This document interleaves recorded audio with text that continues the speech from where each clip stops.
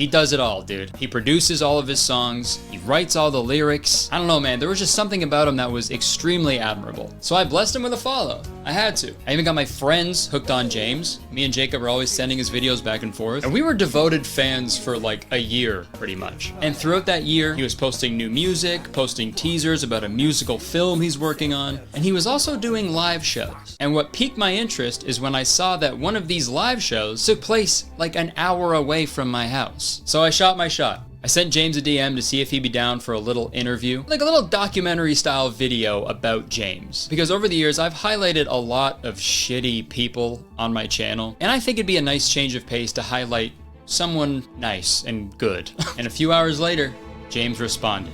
Absolutely, I am totally down for that. So, me, Jacob, and Dean hopped in my car and drove over to spend a day with James Chapesky. And what that day snowballed into is something that I will never forget for the rest of my life. So sit back and come along as we enter the mystical world of James Chapesky.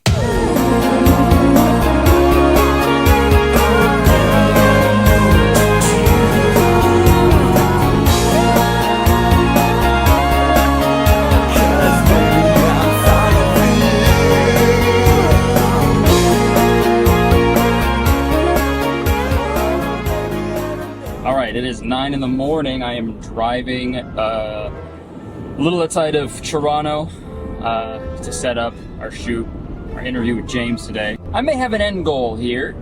I absolutely have an end goal with this interview, but I'm not going to reveal that just yet. So I'm gonna keep my eyes on the road. So see ya. I wanted to make a good first impression on James, so I bought this beautiful modern home specifically for this video. That's a joke, but I'm hoping to make that same joke to James to make him laugh. And as you can see, we were already making ourselves right at home. You eating his food? It's one banana. Me and the fellows were giddy with excitement while we awaited James' arrival. And a few minutes later, there he was. We all met James at the door and he shook all of our hands. Now it was time to try out my joke. I bought this house just for this video. Oh wow, that's awesome. Work like a charm. All right, hello James. Hello Curtis, it's a pleasure to be here. Yeah, thanks for coming. Absolutely. Nice to meet you in person. I'm James Chapesky. I'm a singer, songwriter, record producer. I work in audio for a theater company. I do light shows, movies. Born to entertain is my slogan. Like when I was little, I used to run around the house just like screaming, making songs off the top of my head, you know, like nothing good. But, Freestyling. I'm sorry, little kids. Yeah, well, you know, like it was noise we could classify that as. But, you know, as I got older, I started to like write a few like simple melodies and stuff. And 2013 was a big year because I asked my parents for a soundboard for Christmas. They came through and got me a soundboard and a microphone, so I was like, yes! Yeah, shout out to the parents. I know, yeah. I owe them everything because they really helped me get started in music. They also got me some recording software, and then I discovered we have this keyboard in our house, and I was like, hey, I could use this keyboard to make my own instrumentals. So, you know, I started playing around with some multi-track instrumental stuff, and I made a full song for my one song called Rich and I'm Alive. Baby, I'm alive. In fact, I have a soul. It turned out terrible. The original recording was so bad. This is I want to let you know, this is before I released anything to YouTube or anything. Okay, wow. Which was good that I waited, because the world did not need to hear my early stuff. So, you know, I wrote a few other songs. I wrote a song called Music is the Way. When I start to play, I feel a whole new way. I posted it, shared it with my friends on Instagram, and my little tiny following I had at the time, they all loved it. And I was like, hey, this is fun. I like doing music. I love releasing it. So from that day on, that was 2017, July 28th. That was the very first song. Oh, of course. It's the J Music anniversary. Every year I have it in my phone to post something because like it's the anniversary. That's so cool. So basically ever since then, I've been creating music. And every month or two, I like to release a new song, music videos, working with other singers, and I've just expanded. So we know James produces, writes, and performs all of his own music. We know he edits all of his own videos and acts in them as well. But that's not all. On top of all of that, he also programs and orchestrates his very own light shows. I didn't even know that was a thing you could do. The only light show I've ever done is when my dog wakes me up really early and I go to turn a light switch on, but I'm oh so eepy. So I keep flicking a bunch on and off until I get the right one. You know what I mean? Not as impressive. So after watching his entire light show on YouTube, I had to ask him about it. I give that all to Disney. So like, Okay. I love, so Disney, like, have you been to Disney World before? I've been to Disney. What else do you call adults obsessed with Disney, right? Losers. I'm kidding.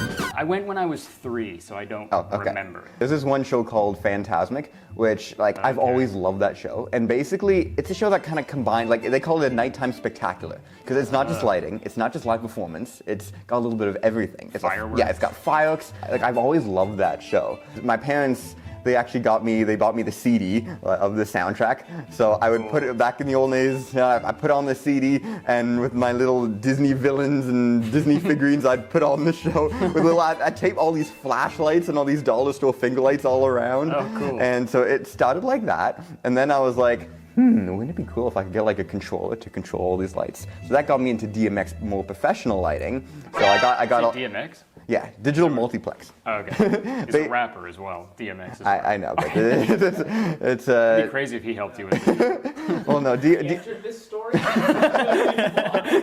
DMX is basically just a way to control lights, like how they control the theater and all that stuff. So basically, it allows me to hook up my lights to one controller, and then I can link them all together and can program scenes and stuff. Okay, cool. So I started with like 1 or 2 lights, and then I just kept buying lights and more lights and more lights. Got some cool computer software, and then yeah. The rest is history. If you watch James Chapesky's music videos, you'll notice that he collaborates with other artists pretty frequently, but there is one person he collaborates with the most, and that is Nicole.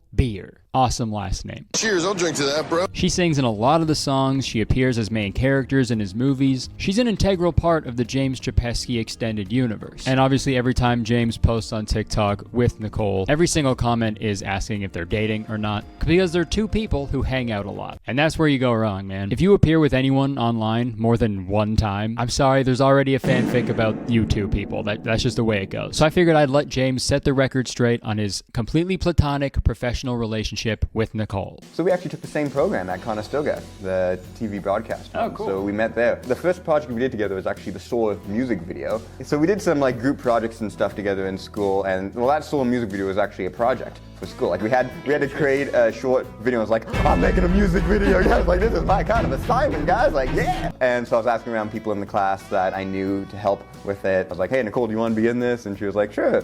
So that was kind of the first thing we did together. And then from there, we did another project called A Dream in Color. You know I dream in black and white when you are gone. And then yeah, from there, because we worked so well together, we just continued doing music basically, and we've been working on music ever since. And cool. I feel like when we're working together, we both feed off of each other's creative ideas, and we're just able to create some really good stuff together. And we have fun, so it's basically like you're just hanging out, having fun, making music, So it's I don't feel of it as like a job or anything, because it's hanging out with friends, doing stuff we enjoy doing, right? In the modern day, if you want to make it, damn, I should film here every time. It looks so good.